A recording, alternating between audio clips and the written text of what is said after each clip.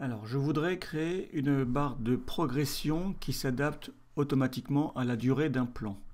Alors, pour commencer, je vais avoir besoin d'un arrière-plan et d'un masque que je vais mettre sur mon plan.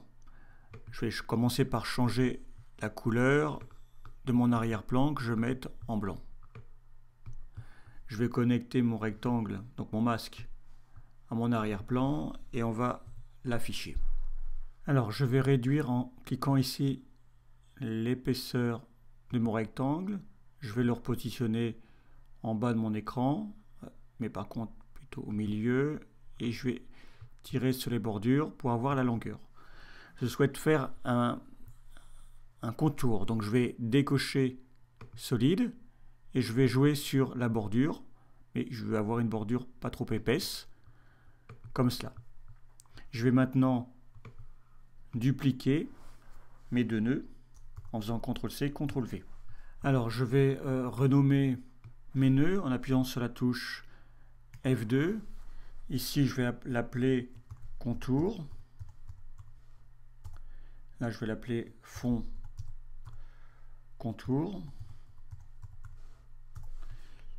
Et ici je vais renommer à nouveau et je vais appeler fond. Et ici, arrière-plan, fond. Je vais maintenant ajouter un arrière-plan, glisser un merge, connecter mon merge, mon arrière-plan à mon merge et cet arrière-plan aussi au merge.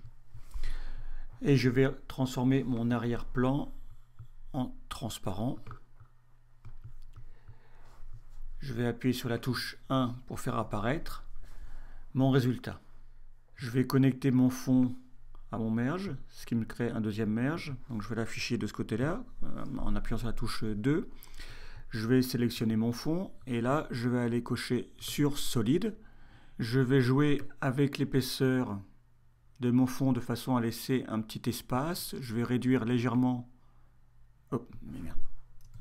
Je vais réduire légèrement la longueur, voilà, et maintenant je vais aller changer la couleur de mon arrière-plan de façon à avoir une barre de progression rouge. Alors je vais à nouveau ajouter un rectangle, je vais placer en dessous mon merge et je vais connecter mon rectangle à mon merge qui va me servir de masque pour ma barre. Donc maintenant si je bouge mon masque, je vois que je vais pouvoir animer le centre de ma barre de progression. Je vais donc me positionner ici, agrandir la barre de façon à ce qu'elle corresponde bien à la longueur. Voilà. Je vais maintenant renommer mon rectangle en progression. Et maintenant, je vais me positionner au début de ma composition. J'ai bien sélectionné mon rectangle qui s'appelle progression et je vais aller poser une image clé sur la position. Je vais mettre mon curseur à 120 images, je vais poser une autre image clé et là maintenant je vais pouvoir jouer avec le déplacement horizontal.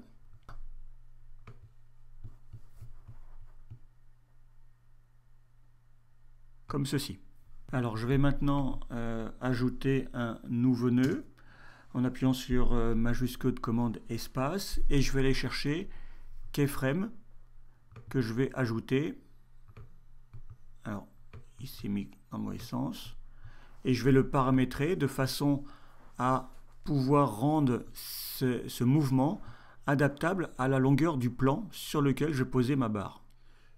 Alors au niveau des paramètres, je vais mettre mon curseur à 0 ici pour le démarrage et là je vais me positionner à 120 parce que j'ai choisi de mettre une image clé à 120.